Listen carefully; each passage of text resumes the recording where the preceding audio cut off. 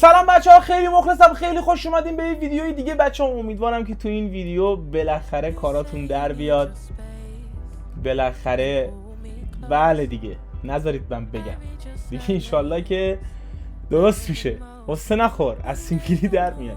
بچه‌ها خیلی خوش اومدین به ویدیوی دیگه. تو این ویدیو اصلا داریم در مورد این مسئله صحبت می‌کنیم که خیلی باحاله و فکر نکنید که من فقط مثلا گیم و تکنولوژی و این داستان هست. نه، ما به فکر همه چیز سابسکرایبرامون هستیم عزیزای دلم.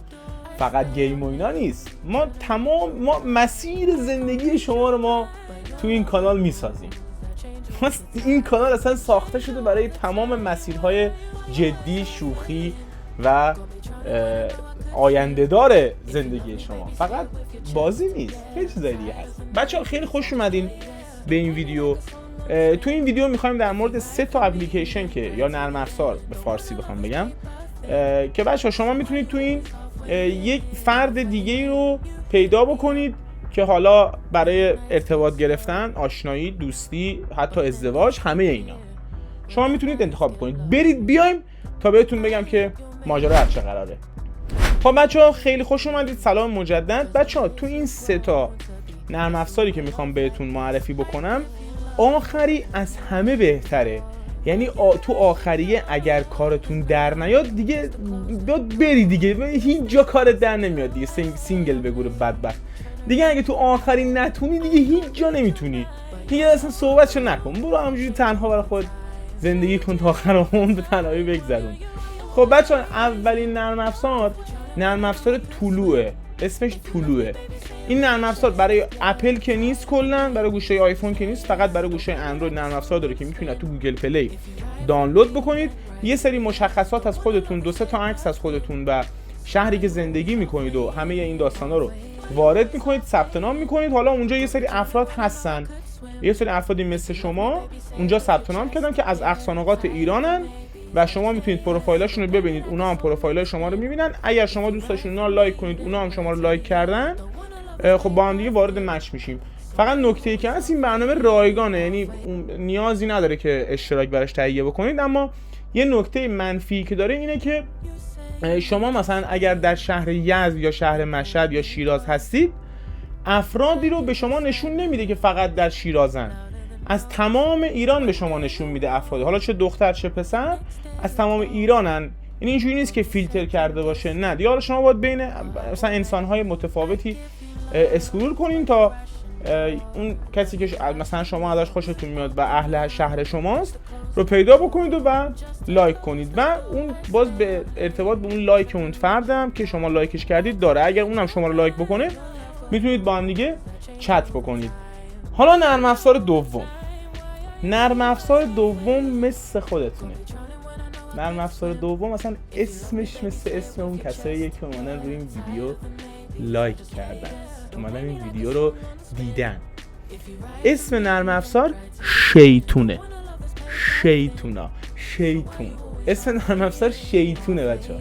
هم واسه اپل هست، هم برای اندروید هست، هم برای آی او اس هست، هم برای شیائومی هست، برای همه مدل گوشی‌ها هست دیگه. اصلا نیازی نداره که بهونه بیاری. خب برای همه پلتفرم‌ها هست، نرم افزار داره، میتونید از اپ استور یا گوگل پلی دانلود بکنید.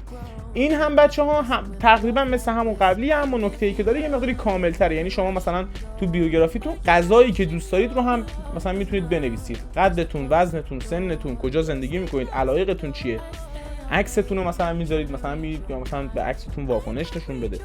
اما این نرم افزار بچه‌ها یه بخشایش پولیه، اما 2 تا نکته منفی داره. یکی این که یه سری جاهاش پولیه ولی خب کارتون رو راه میندازه، یعنی خیلی هم مثلا زیاد توش بحث پول مطرح نیست، بیشتر بحث فرزند آوری و ازدواج و چیزایی که به سرانه فرزند آوری کشور کمک بکنه براش مهمه. البته نرم افزار خارجیه، بچه‌های ایرانیای خارج از کشور این نرم افزار رو ساختن، خب تو ایران هم استفاده میشه. به هر حال دوستان هستن داخلش، حالا ایرانیای خارج از کشور هم هستن، میتونید استفاده بکنید. برای کسایی که خارج از کشور زندگی میکنن این نرم افزار بهتر از نرم افزار قبلیه.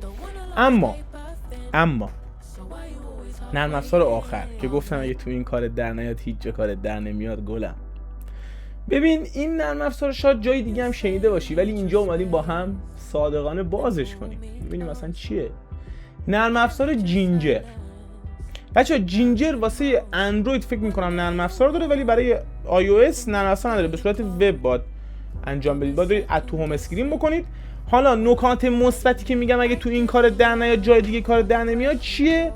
اولیش اینه که بچه‌ها این دیگه مثل اون قبلی‌ها نیست. این میاد شما مثلا بیوگرافیتون رو که میذارید، اسمتون رو میذارید، قدتون رو میذارید، عکساتون رو که میذارید و یه سری چیزا در مورد خودتون میگید. حالا میتونید سوال طرح بکنید که طرف مقابلتون سوالاتون رو جواب بده، که معمولا کسی این کارو نمیکنه بچه‌ها. شما همینجوری سریع آماده شید، خودتون آماده کنید برید تو. فقط یه نکته‌ای داره بچه‌ها، عکسای درست بذارید دیگه، عکسای با شونات اسلامی بذارید، عکسای بد نذارید. البته خدا رو شکر کسی عکس بد نمیذاره از خودش، ولی خب شما سعی بکنید که به رابطه بلند مدت فکر بکنید، به ازدواج فکر بکنید. بچه‌ها خواهش می‌کنم، سرانه کشور داره وارد پیری میشه بچه‌ها، کمک کنید به سرانه کشور. چیکار میکنید شما؟ این خوبی که داره اینه که بچه شما اگر مثلا در مشهد زندگی میکنید یا مثلا اگر در یزد یا شیراز زندگی میکنید، این میاد آدمایی که توی منطقه شما زندگی میکنن، این مثلا تو شهر شما زندگی میکنن، رو میاد فیلتر میکنه و به شما ارائه میده. حالا چه دختر خانوم باشه چه آقا پسر باشه، شما میتونید ببینید. راهکار حل داستانش هم مثل همون قبلیاست، باید لایک کنید، ایشون هم اگه از شما خوشش بیاد لایک میکنه، بعد با هم دیگه وارد چت میشید، صحبت میکنید. اگر که از هم دیگه خوشتون اومد دیت میذارید. بعد دیتو که رفتید، اگر رابطتون مثلا خوب بود و همه چی اوکی بود و ازتون از هم دیگه خوشتون اومد، میتونید به جینجر اطلاع بدید که آقا مثلا ما رفتیم و بله اینجوری شد دیگه. بعد فقط نکته منفی که داره بچه‌ها اینه که اشتراکیه. یعنی شما باید یه اشتراک حالا یا یه هفته‌ای یا یک ماهه یا 3 ماهه بگیرید. یه هفته‌ایش فکر می‌کنم 900,000 تومانه، یک ماهش فکر می‌کنم 1,500,000، 3 ماهش 2,100,000 یا 2,200,000 همچین قیمتایی داره، ولی ارزش داره. یعنی شما اگر مثلا یک فردی هستی که چند سال سینگل هستی، بالاخره 1,500,000 یک ماه مثلا بخوای هزینه بکنی، یک ماه وقتت رو بذاری، خیلی هزینه ای نیست بچه‌ها. خسیس بازی نرید، بدید، اشکال نداره. بالاخره از سینگلی در میاد دیگه. حالا شاید هم نمیدونم هر چی قسمت باشه، خود در کل خوبی این بدیش اینه که چیز رایگان نیست. البته یه بخش رایگان داره که شما میتونید به صورت رایگانش روزی 15 نفر رو لایک بکنید و 15 نفرم شما رو، اگر اون طرف هم اشتراک نداشته باشه، 15 نفرم شما رو میتونن لایک بکنن. اما نکته‌ای که میمونه تو بخشی که رایگانه، افرادی که شما رو لایک کردن رو نشون نمیده. یعنی باید اشتراک داشته باشید تا اون افراد رو به شما نشون بده. برای همین میگم اشتراکش رو تهیه بکنید اگر که میخواید که بعد دیگه اشتراکش تهیه بکنید. خوبه. خیلی دوستتون دارم بچه‌ها، حتما این ویدیو رو لایک کنید، سابسکرایب کنید، زنگوله رو هم بزنید بچه‌ها. دیگه باید به فکر ازدواج باشید، باید به فکر فرزندآوری باشید، زیر سایه خانواده باید بالاخره به یه جایی برسید بچه‌ها. نمیشه که همیشه سینگل و همیشه تنها و تنهایی مال عقاب عزیزم. تو هم عقاب نیستی قربونت برم. برو با یک نفر جوین شو، برو سر خونه زندگیت بابا، که از دست از سر یوتیوب هم برداری، هر شب توی اینستا اسکرول، توی یوتیوب اسکرول. برو ایشالله که همسر یا دوست پسر یا دوست دختر آینده‌تون رو پیدا بکنید. ما رو هم دعا کنید بالاخره. دست شما در نکنه. خیلی ممنون، دوستتون دارم. شبتون بخیر.